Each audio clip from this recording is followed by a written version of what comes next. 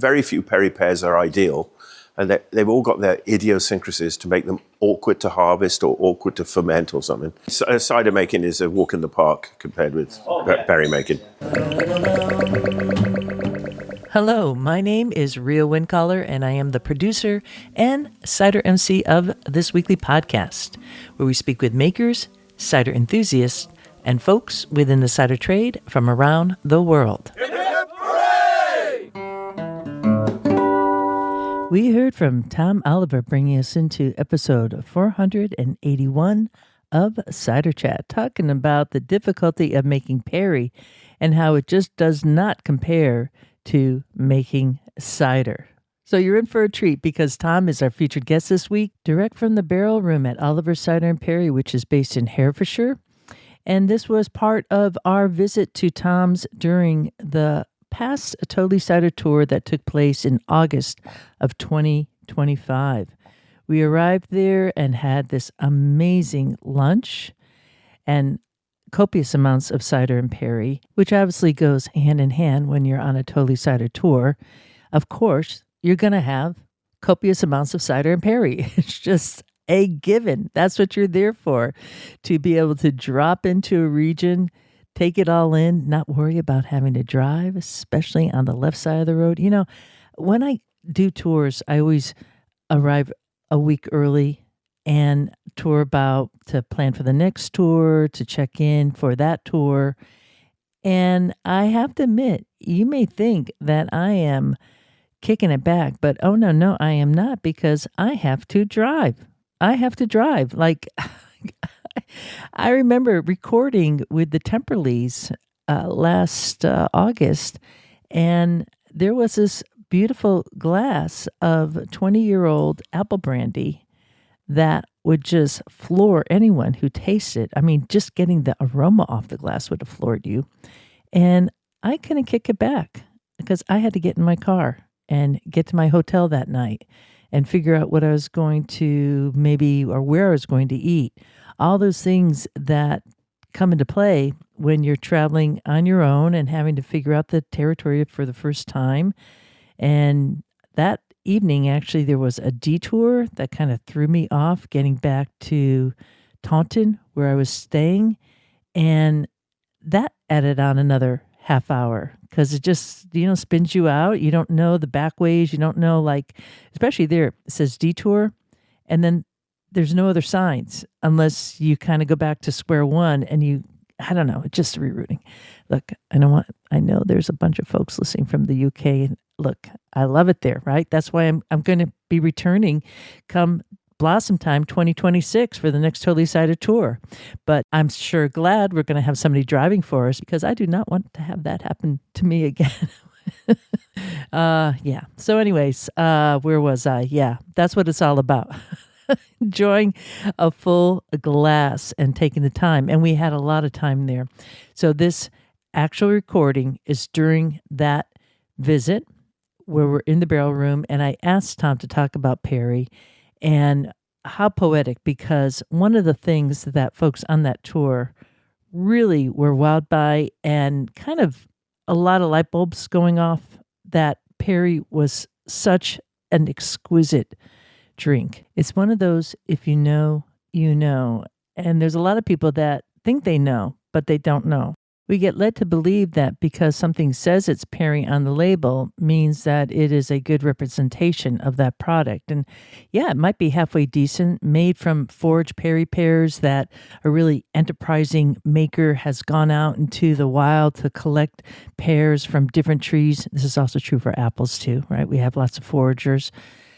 The actual pears, though, are not synced with what is a known perry pear in a tradition that has been making it for over 100 years. You're looking at 300, 400 years that perry has been made in France and the UK.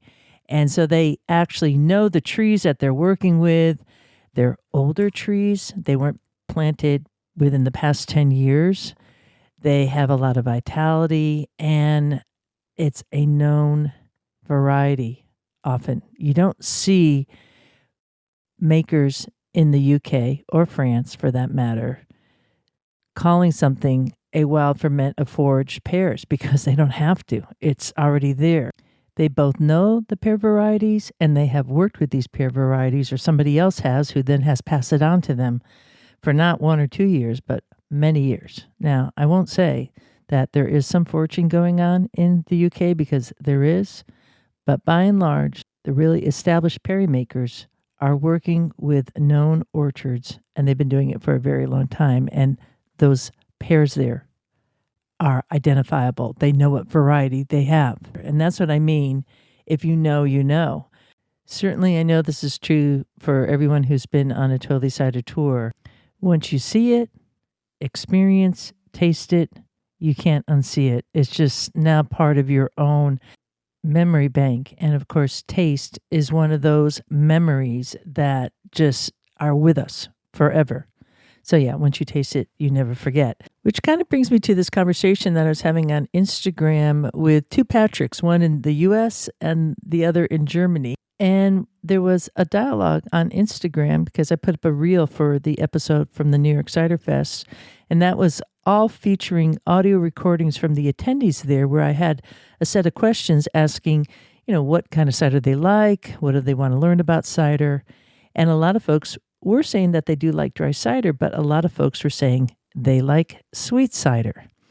And in my mind, if you were talking to me about that maybe, 7 years ago, I'd be like, oh, we really got to get folks into dry cider.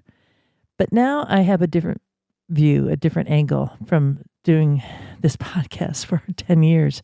That comment I said earlier, which is, if you know, you know. Because anytime I have met up with someone who says, Rhea, I really like sweet cider, and I have brought to that party or that dinner one of these beautiful fine ciders that are just so incredibly balanced, they just scream, drink me, without having to say, scream, drink me.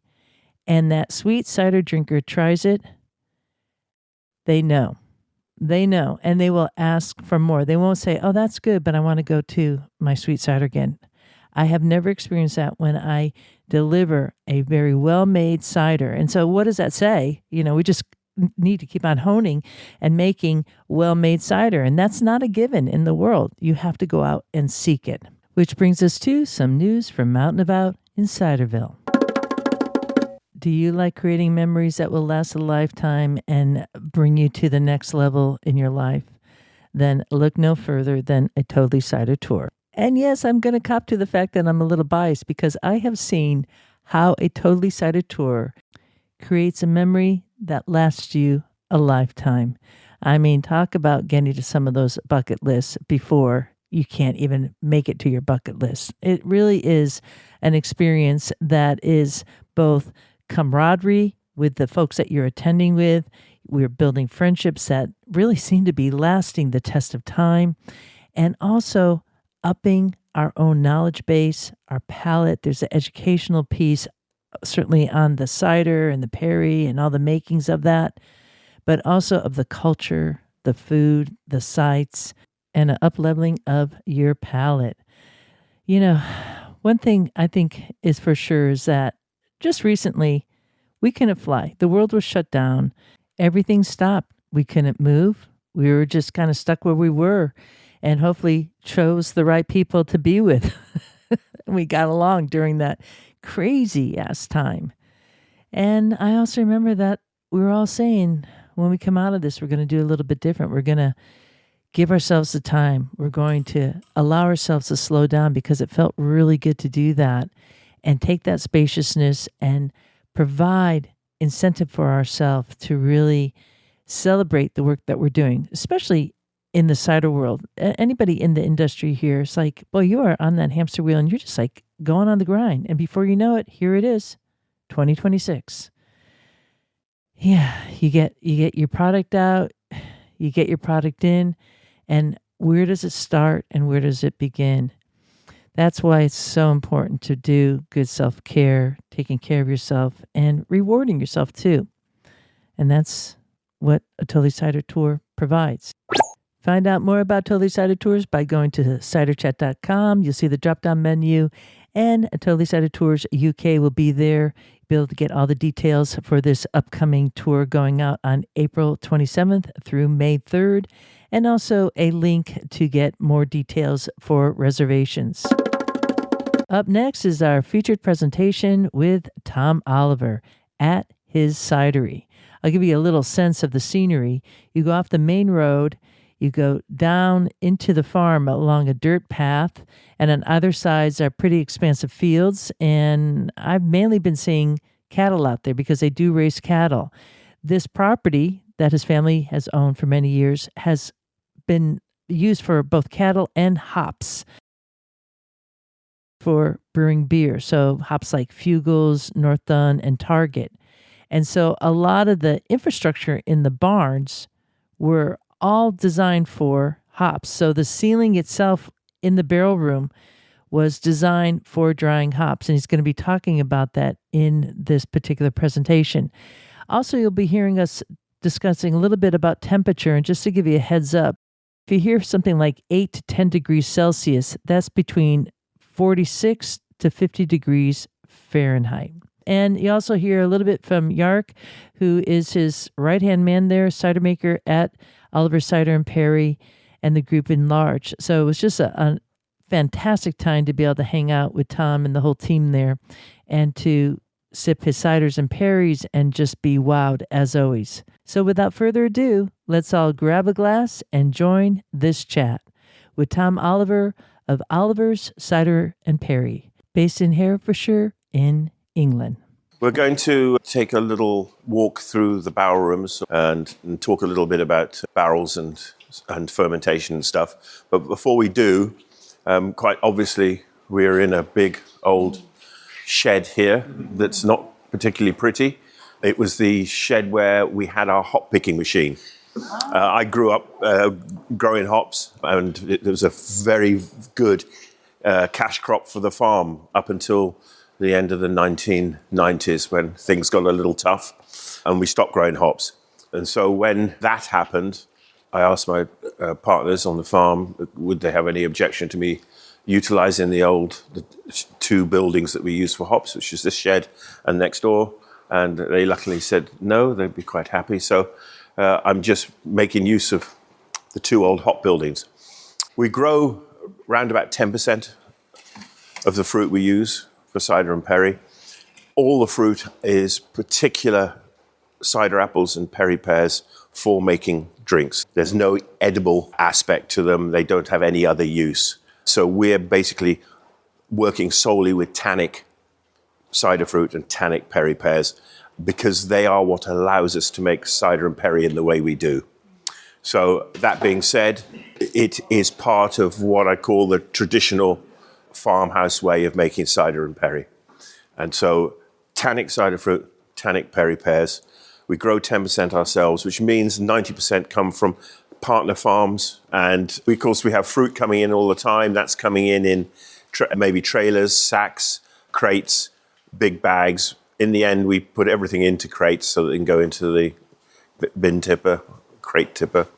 But, every time, during the day, there's fruit coming in, so you've got to go and get that, log put a weight against it, etc., etc. So, yeah, it is a fairly hectic day. We're probably going to be forced to start pressing earlier than we used to. It's the nature of the year. Maybe not.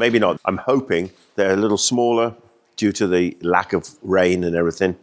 The fruit hasn't absorbed much water, obviously, because there's been none to absorb. So they're smaller, a little bit harder. And if they ripen properly, they should be a little more resistant to juicing themselves. So, which means with the early pears, you've only got to put them in a container and they are starting to juice. So I'm hoping that at least you can put them in a container and get them here before they start juicing. With some of the harder varieties, do you let them store them for a while before you press? It's probably one of the most discussed things while we're pressing, isn't it? When we walk around at night, what we think is going to be ready for the next day and everything. And obviously, I'm trying to get him to press the ones that he doesn't like pressing because it's slow and you don't get much juice. And he's wanting to press the ones that go through better, and so. But it is really important to store the fruit until it's ready to be pressed, because most fruit isn't ready to be pressed at the moment it comes off the tree. It may be hand-picked, but it'll be hand-picked off the floor. All our fruit is picked off the floor. None of it's picked off trees. Only apples destined for the eating market are hand-picked off trees. So if it goes too mushy, too squidgy, it won't come through the grater very well. You need a lumpy consistency as it goes into the belt press.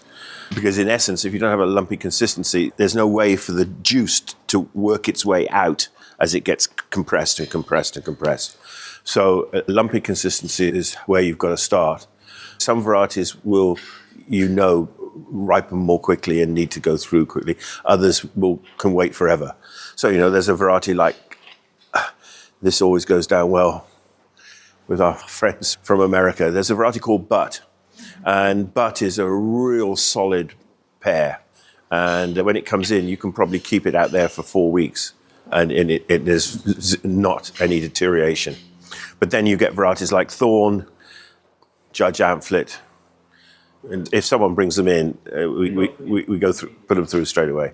That bletting thing from the middle, initially it's a fermentation thing, and it has this wonderful smell of almost like brown sugar and everything, and it's gorgeous. It's actually, I think, one of the things that leads to the honeyed outcome in berries. It's going brown, but it's not rotting, it's fermenting. But at some stage, that does become rotted.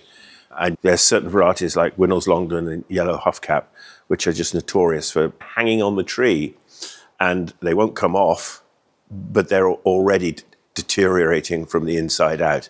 So quite often by the time you get them off the tree, they'll come down, bang, hit the ground, and they go splat. So I love Winnell's, by the way. I think it's a beautiful perry.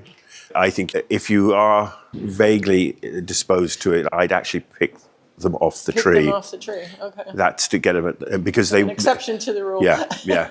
I say that, but I don't practice what I say at all. But yeah. I lost quite a few before I could press them. I'm afraid you will.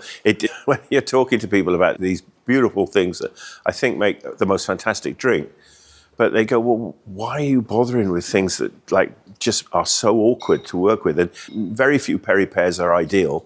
And they've all got their idiosyncrasies to make them awkward to harvest or awkward to ferment or something.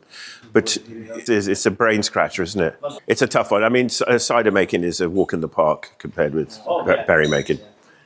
Here's the thing that always bemuses me. There's a couple of lovely, well-intentioned gentlemen in New Zealand trying to breed the perfect cider apple.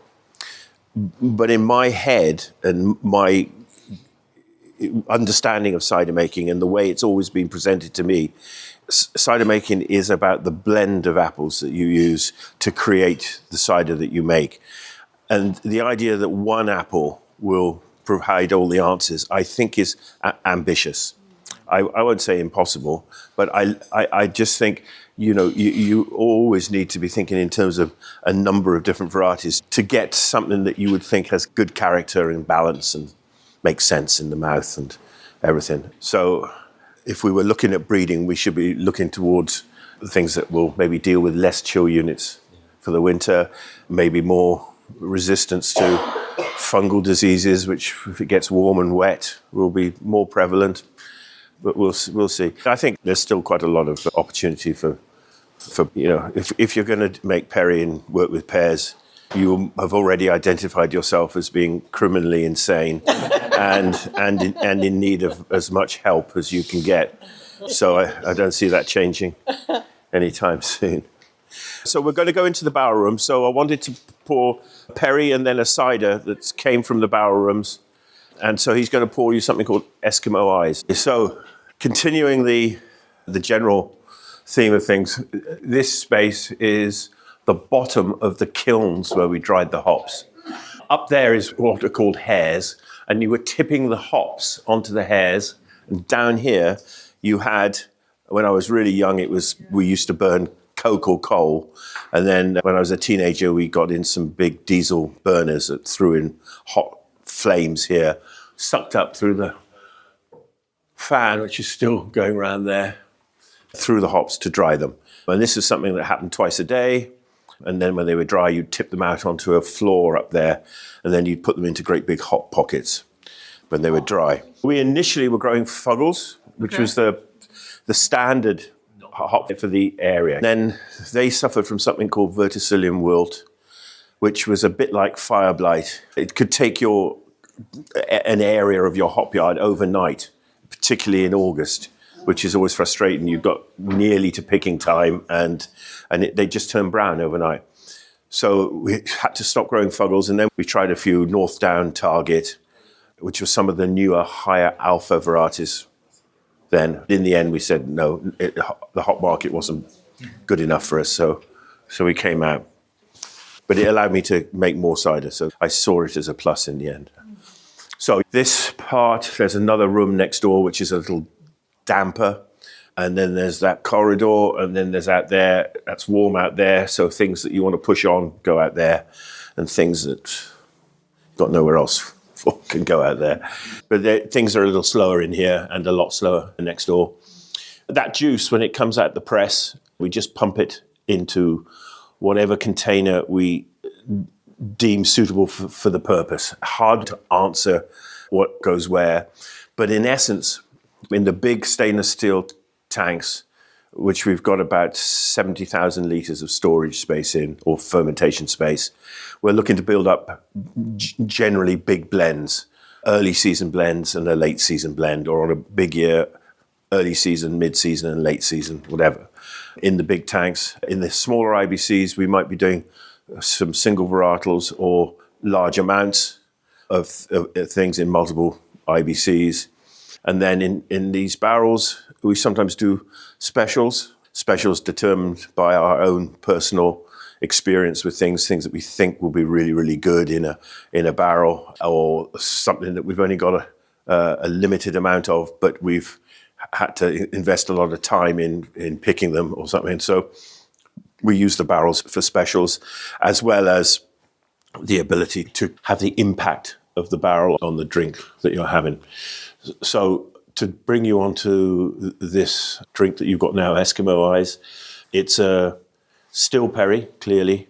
I think if perry is going to have any real hope, it has to be convincing, not just as a sparkling drink in the sort of champagne-esque or just sparkling way, but I think it has to be a convincing still drink, because I think where it has a lot of potential is in the sense, and I hate using the word wine-like, because it's nothing like wine, it's far better, of course. But I think it has some really nice drinking potential. And so this is our latest attempt to persuade people that still perry has something that's got some really lovely fruit, lovely complexity, lovely layering. And the reason that it's appropriate in here is that the 4 barrels that it was aged and matured in are actually lined up. As we go back out on the left, you'll see them. They're a combination of rum barrels and white wine barrels. And we think it's a great example of particular types of barrel to make something that's appropriate to the fruit. And I think this is, for me, quite a nice attempt at it. I don't know how you're feeling about it. You enjoying this? Yeah, I really like it, but I'm going to say yes. So rum and white wine, and it was in about 6 months. Yeah, Nice finish. yeah. We really used it for finishing. It just seemed like a good combination of varieties. If you're going to ask me the varieties, it does say on the label, doesn't it? It's a real mix. Gin, brandy, Helen's Early, Red London, Blakeney Red, and Winnow's London. Yeah. So it's from my fruit and my friend Simon's fruit. What about the ABV on this? It is 6, isn't it? 6%. Yeah. So it's actually quite modest. Actually, when we were tasting through it, I thought it was going to be stronger. I was quite surprised, because I thought that was at the top end of 6, maybe just creeping into 7. But there we go. So we're going to try a cider, which will be quite an interesting test for you. It's yet again a still cider, and it's all been fermented and matured in barrels. old whiskey barrels, and all of them came via either Scotland or Ireland, and from the bourbon trade in Kentucky. But so fermentation, let's just get onto that. Whatever container it goes into, tank, IBC, tote, or barrel, it's all spontaneous fermentation. So we don't add any sulfur to kill off any rogue yeasts. We don't add any nutrient. We don't add any sugar, nothing, yeast or anything. So it literally, we are anticipating a spectacular reception for the juice we put into these containers full of sugar and all the resident varied yeasts gorging themselves on these lovely fruit sugars. So the basic, and you're very lucky because I am not a scientist, so all my scientific explanations are really quite short and very simple. In essence, with wild fermentations, there's an early stage of fermentation run by mostly apiculate yeasts, and these apiculate yeasts tend to die off 2, 3, 4%. They are not very alcohol tolerant. The alcohol is toxic to them and they die off. But in that first fermentation, as they kick it off, they are also some of the most expressive yeasts, and they carry a lot of the characteristics that some people look for in farmyard cider and perry. So you're going to get some of the more challenging attributes. So the farminess, the earthiness, the Band-Aid, and a number of leather, old horse sweat, as some people call it. Lots of these things that are characterful. And if they're in really small amounts, all they do is add to the overall character of what you're fermenting. Obviously, in very large amounts, they're totally disruptive and distracting and ruin cider or perry. But lots of little amounts of these apiculate yeasts after effects are really, really useful to starting to create a drink with some complexity and character. So they die off, hopefully don't make too big an impact, but make a little impact. And then it's the Saccharomyces family that takes over. Most Saccharomyces are good. There are some bad ones too. And they power the fermentation on through to the end. So they're the sort of workhorse, as they are in baking, all other types of fermentation. It's usually the Saccharomyces are doing it, or one of the family of Saccharomyces. And they really are the ones that give you the alcohol. And they hopefully will keep it nice and clean in terms of the characteristics that they bring. In essence, wild fermentation, in my mind, the only thing it doesn't do really well is aroma. Sometimes the aromas can get a little bit depleted and aren't as characterful. But I'll put forward the first perry you had when you came, E Street at 1.9%. I don't believe there's anything wrong, harmful, or negative or retiring about the aroma of that. I thought it punches through, and that's exactly the same fermentation as everything else. It's all wild. So all the aromas you get and everything, it's all wild fermentation. It's not impossible, but sometimes it's a little harder. But you end up with, I think, good character, good layers of character, and you're probably getting as much out of the fruit as you can, but also the yeast as you can. And ultimately, after your fruit, after your yeast, then really all you've got is time and the container it's in. So stainless steel and plastic tend to hopefully have little impact on things, and barrels obviously hopefully have a positive, good impact on things. We love barrels because we think they're great containers for fermenting but also maturing and aging. We love the characteristics that they bring. And I think, hopefully with that perry, little there is, you can pick out the white wine. It's pushed the fruit thing forward a bit, and then you've got that rum around the outside of it in terms of drinking it. Nice and subtle. Not quite as subtle as the next one we're going to try. But when yeah. would you be bottling this? What's Thanks. your plans here when this will be released? So this is in bottle now, and it is waiting to be introduced. It was made for a particular person and their palate, and then unfortunately they didn't arrive. So we might have to release it before they come, but any time now. Do you ever ferment under pressure? Right, so in like a Charmat type thing, are you thinking? Oh, Or just getting the fermentation kicked off and letting it happen. No, we haven't. Yeah, it's something I would maybe think of doing. Yeah, but I haven't. I think I'm very non-adventurous. Do you know what I mean? But yeah, we're thinking about that for some things, especially with Perry, actually. To think about. Okay.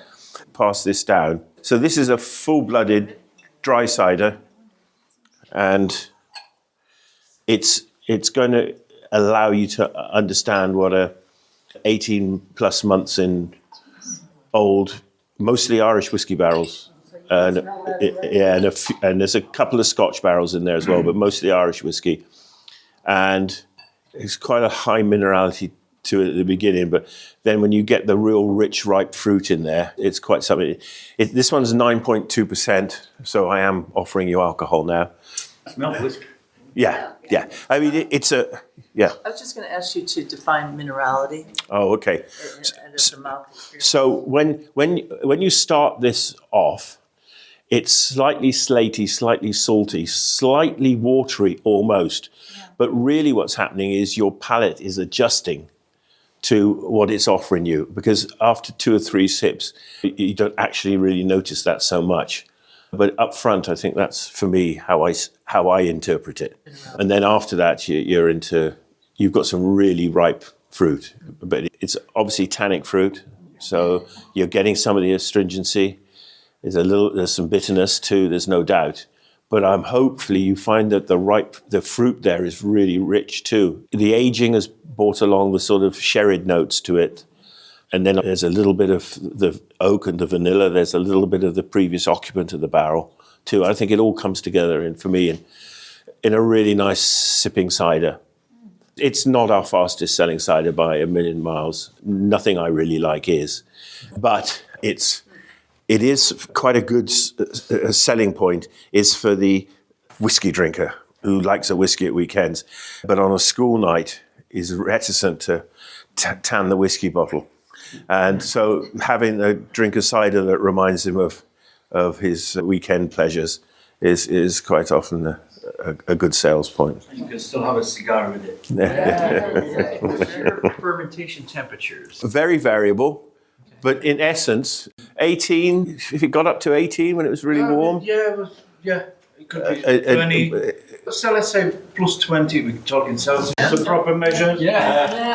So 20. But that would be early season and in big containers, in big tanks. But in these barrels, late in the season, it might not get above 8 or 10. Okay, so pretty lower temperature fermentation. Yeah. Okay. Yeah. And the duration then? Yes, those Perry pears that I was talking about, that juice themselves, that Perry will probably, actually, most of it will be fermented out in 2 weeks, okay? Without pitching any yeast or nutrient. It's just so warm and it's so active in end of August, beginning of September, that it'll go like a rocket. As the season gets cooler, hopefully, like last year, you were out there operating kit in your t-shirt. Shorts and t-shirts. It's just it's not a pretty picture, but you had to keep cool, didn't you? It's Keep the wasps away. Keeps the wasps away. I don't know if a temperature control, because it's farmhouse, because it's wild and all that. Temperature control has not been something we've ever really thought about needing. Except for Keeping. Okay. We're really struggling with the overall heat that's changed from 20, 25 years ago. October used to be brilliant. You know, you'd probably drop at night down to 2 degrees centigrade, and in the day, even if it was 12 or 14, night was so cold that the average temperatures were under 10, which is perfect. But now we're going like 18 in the day, and at night it's not dropping to below 10 and it's just like, that's too hot. That for our approach to farmhouse cider making, it's too hot. So that's the sort of thing that is making us think about, are we going to have to change our approach? I'm really, really reticent to, because I just love what we do, because it has a simplicity and a clarity to the whole thing. But I think over time we're got to be really, really challenged. Yeah. And that means, of course, equipment and electricity and all those things that we're trying not to use too much of. And but we used to have 10,000 or 20,000 litres of keeved stuff, so 10 of pears, 10 of ciders. So we had a really nice selection. We could be very picky what goes into our best, or when we do it, how much of the keeved cider and perry we can do in the naturally sweet one, because people love it. And we can only make it once a year. you have to get it right at the stage of pressing it, and that's it. At the moment, we're buying barrels, again, luckily from Ireland, at about £60 a barrel, which is really quite good. The barrels that I use for Eskimo Eyes, that first perry, they were costing us about £400 to £500 each, because they're coming from a French cooperage that knows how to take us for every penny. I mean, they are huge, and they bring in barrels from all around the world to your specification, they say. Yeah. And to your pocket as well, yeah. But it's, you know, sometimes it's nice to do. Yeah. How's this vintage cider? Is it challenging? Is it too challenging? Does it not make sense? More you sip it, more you will like it. You have to break through the first 2-3 sips, but then it just mellows it and it's just beautiful. Yeah. When you empty the barrels, suppose with a pump, Yep. then do you take the barrels out into the yard to be washed, or what's? No, so we have got a marvellous tool made by Karcher, a barrel cleaner.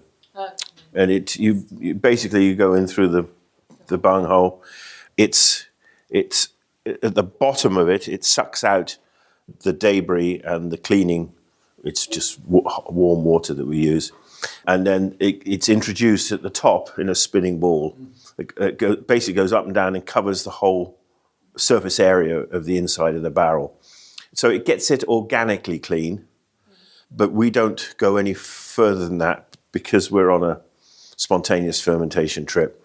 All I need is organically clean, and I'm happy with whatever else is left in the wood or on the surface. If we're looking for longer use storage, we will put in a bit of sodium metabisulfite solution with a bit of citric acid to activate it and just swill it around. But that's only if we're going to, not use it for a month or two. We go by nose. So when we come to fill them, if I'm doing a perry that really doesn't need any impact from anything other than, say, a little light rum or something, if the barrel's like obviously whiskey, or we won't put the perry in there. We're looking for really neutral barrels, which is second or third time to fill. It should be neutral by then. So we smell it. But yeah, no, I don't, just because it's had cider in it doesn't mean I'll put cider in it again or perry. But yeah, it's just however it seems appropriate at the time. Hopefully my nose is in good order. Sometimes too, that if a barrel's not going to be used again, you'll get it out. It's a bit of a fiddle, but we manage it somehow. We manage. At one stage, we had them double stacked in here, didn't we? Yeah, that's the madness of young men, and not so young men who got a bit more sensible. You mentioned that your other barrel room has a higher humidity in it. Is there a reason for that? The floor's in worse nick. Yeah, let me be clear. These spaces run very, very close to being condemned. Now, why, I can't say. There is a degree of latitude given by environmental health to traditional cider making farms. Thank goodness. That, coupled with the fact that for the last, I don't know how many years, it's been a self-audit spreadsheet that I return every year, declaring that I'm not doing anything different to what I've been doing for X number of years, and that is deemed to be okay. I dread the day when some young gun who's fresh out of some academic learning process comes in and says, this really is not very good for something that comes under the food and drink production. Make sure he's a good customer first. Well, that's it. We are, unfortunately, Richard, I'll give him a name check, Richard Allsop. And Richard, who was a fantastic trading standards guy, he totally understood cider. He totally understands alcohol. And he was brilliant, but he retired.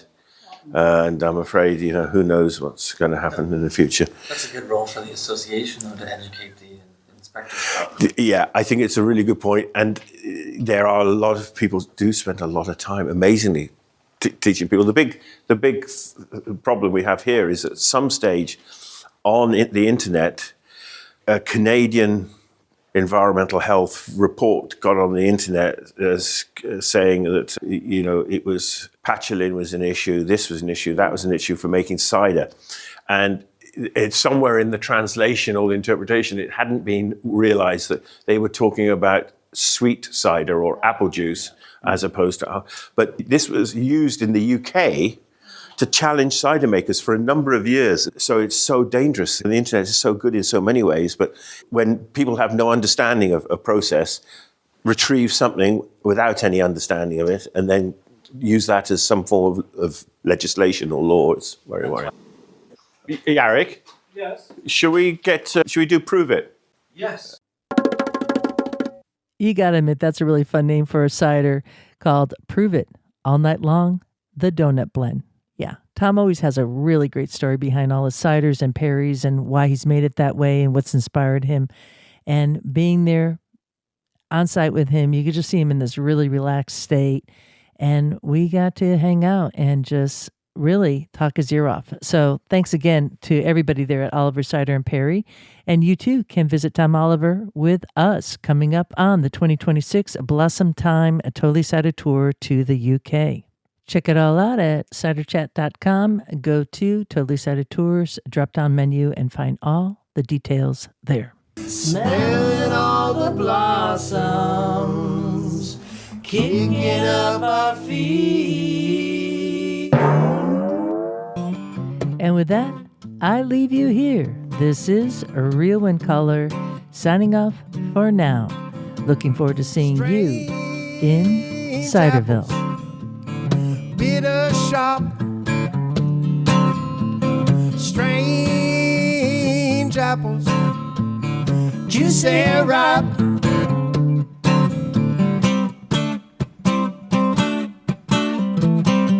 Bop, bop, bop, ba-da-doo-doo-da, bop, bop, bop, ba-da-doo-doo-da. Who wants a tannenbaum? I want a tannenbaum.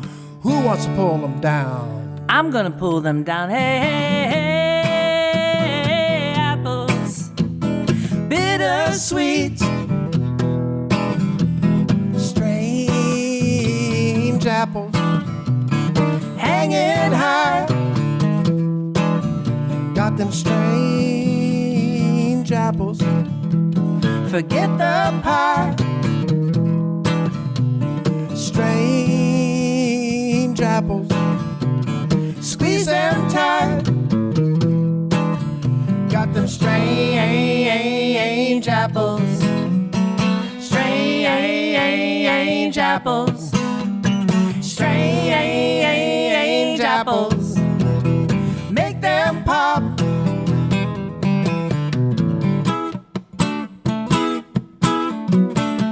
Pop, pop, pop, ba-dum-doo-dee-da, pop, pop, pop, ba-dum-doo-dee-da. Who wants a tannenbaum? I want a tannenbaum. Who wants to pull them down? I'm gonna pull them down. Hey, hey, hey, hey, hey, apples. Come and see. Plenty strange apples for you and me.